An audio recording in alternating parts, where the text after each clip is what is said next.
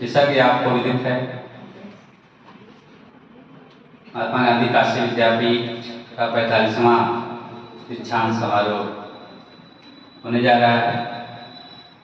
महामहिम के आदेश के अनुसार विश्वविद्यालय में एक हफ्ते का दीक्षोत्सव कार्यक्रम मनाया जा रहा है।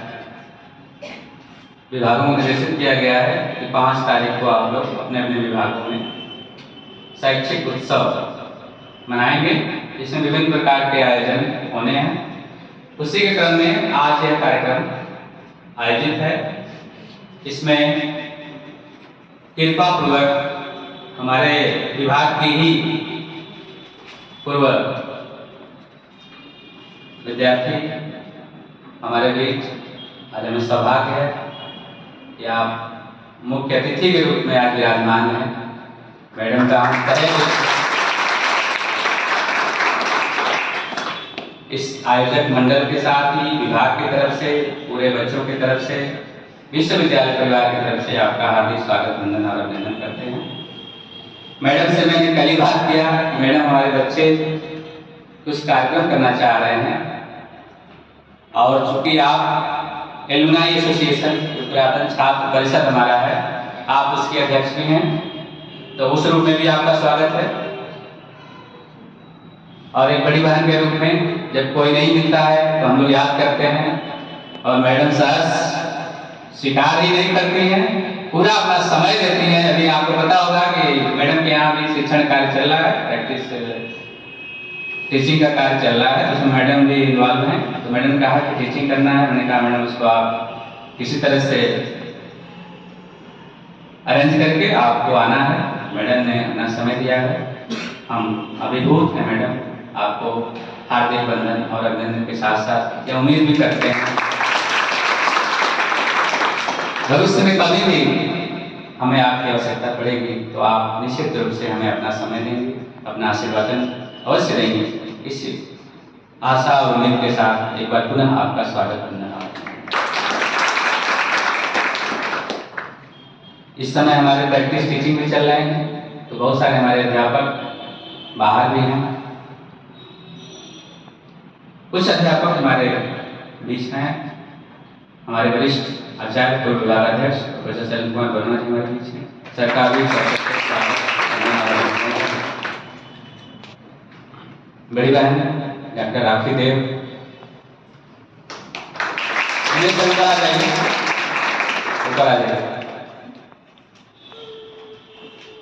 मैंने बच्चों से कहा कि बच्चों तुम लोग प्रयास करो कि बैनर हमारा बन जाए, और बच्चों ने प्रयास भी किया।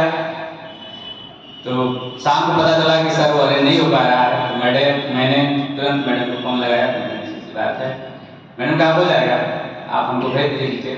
और मैडम रात को 10:30 बजे तक जग करके इस कार्य को पूरा मैडम ने किया है। मैडम विभाग के प्रति आपका जो लगाव है,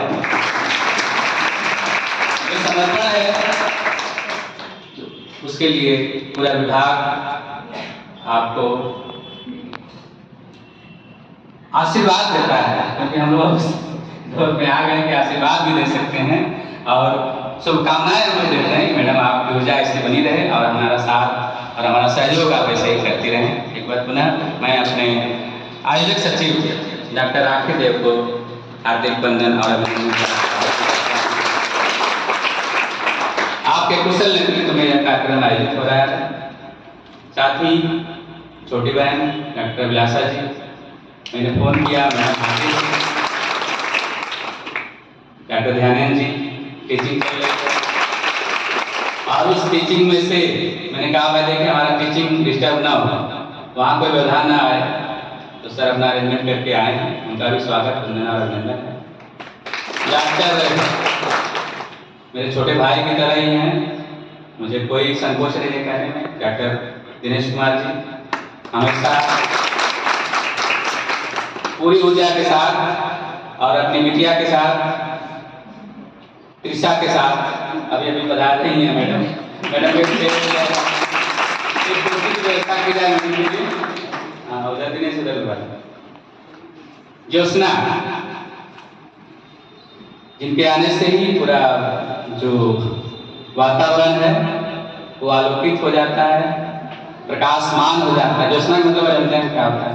तो प्रकाशित हो जाता है। मैडम आपका भी स्वागत है और त्रिशा का भी हमारे यहाँ स्वागत है। त्रिशा का आपको पता होगा, ये बच्ची ठीक, इस बच्ची का अवतरण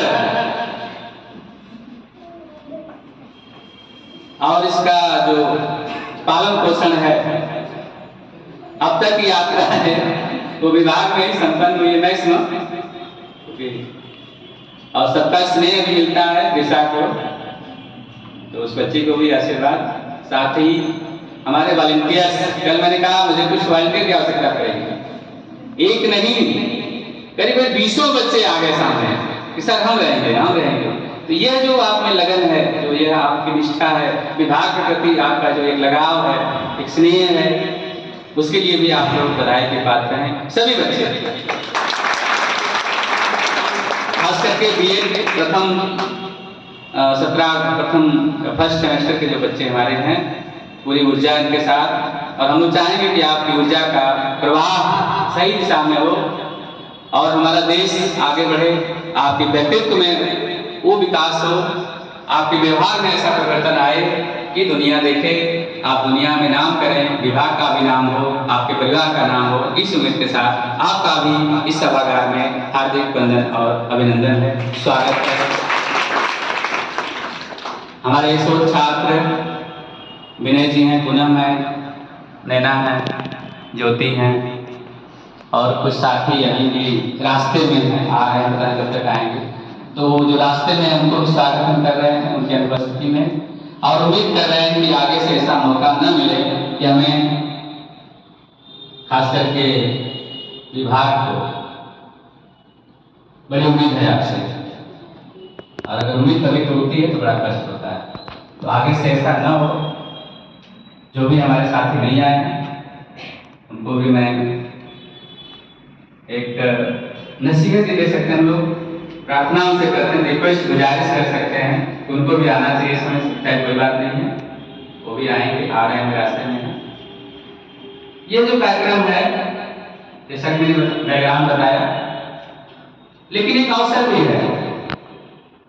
स्वामी विवेकानंद, जिनकी परिभाषा को आज हम मान रहे हैं, दुनिया मान रही है, मैं नहीं मान रहा हूँ, क्योंकि जब आपका इंटरनेशनल जो पंचायत है, अंतर्राष्ट्रीय स्तर पर जो पंचायत है, संघ है, वो कहता है लर्निंग रिजर्व विदिन, जो खजाना है वो बाहर नहीं है, वो सब कुछ हमारे अंदर है। सवाल यह है कि उस खजाने को, उसके सदुपयोग को कैसे सुनिश्चित करें। ये जो अवसर आपको दिए जाते हैं, और पहले विवेकानंद ने कहा था, education is the manifestation of perfection already present in man. व्यक्ति के अंदर जो दिव्यता है, उस दिव्यता की अभिव्यक्ति ही शिक्षा है। तो आप लोगों को अवसर मिला है अभिव्यक्ति का, इसका नाम भी रखा गया है अभिव्यक्ति। अभिव्यक्ति मतलब मॉडिफिकेशन इन योर बिहेवियर, आपके व्यवहार। वो व्यवहार का सोर्स क्या है, कहां से व्यवहार आते हैं? तो कहीं ना कहीं से व्यवहार का जो सोर्स है वो आपके अंदर जो साइकी है, मैडम साइकोलॉजी पढ़ाती हैं, जो साइकी है, अब उसको कुछ भी नाम दे लीजिए, जो दिव्यता कहिए, परफेक्शन कहिए, कुछ भी कहिए, जो आपका इनहेरेंट कैपेसिटी है, हेरिडिटी कह लीजिए, वो जो इनेट पावर है, इनेट कैपेसिटी है, उस कैपेसिटी को अभिव्यक्त करने, एक्सप्रेस करने के लिए तमाम अवसर है। उसमें एक आज का भी अवसर है।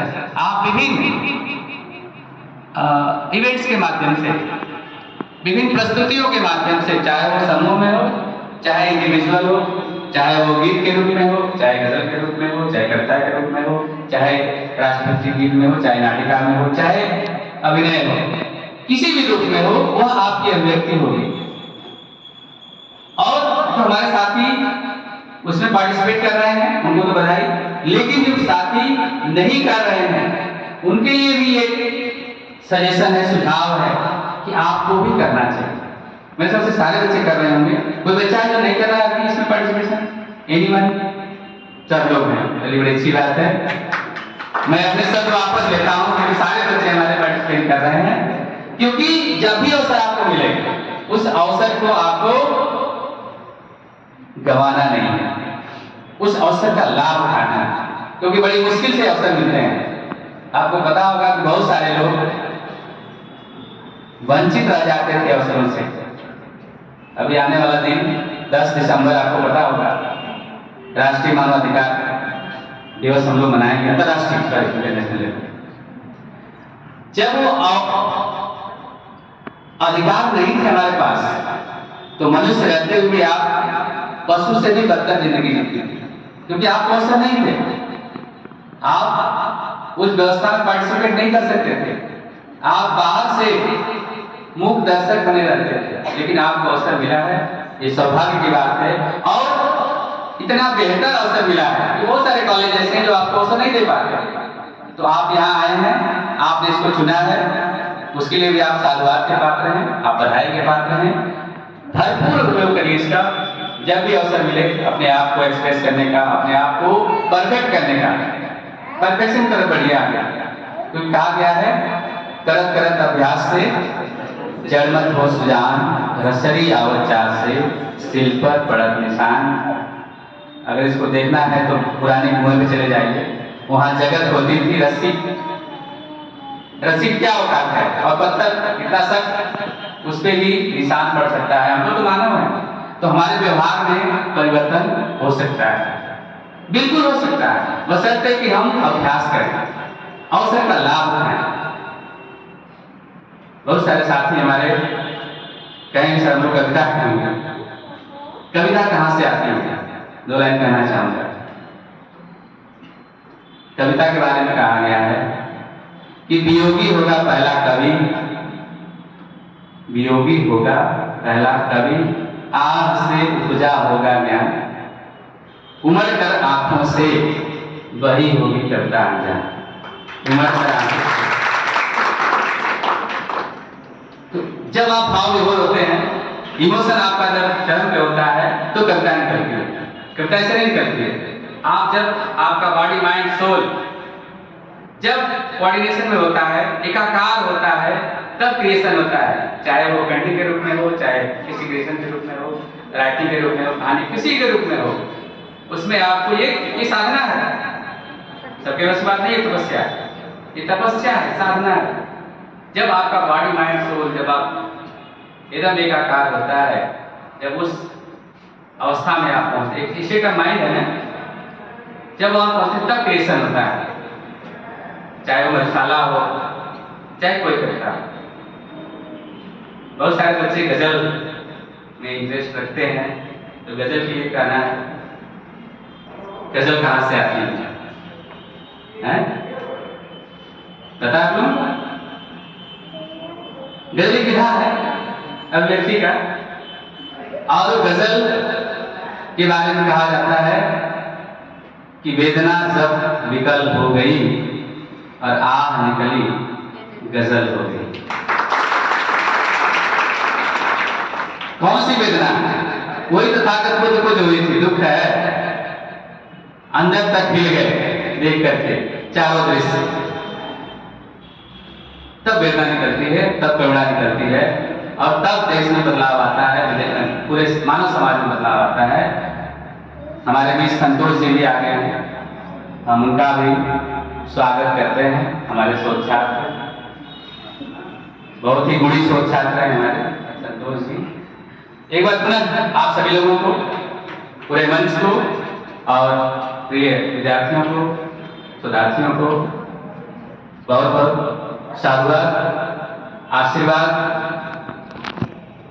और जो बच्चे प्रस्तुतियां करेंगे उनके लिए हम शुभकामनाएं भी देते हैं कि आपकी प्रस्तुतियां बेहतर हों, बेस्ट हों, दी बेस्ट हों, और आप अपनी ऊंचाइयों पे पहुंचे। बहुत बहुत धन्यवाद।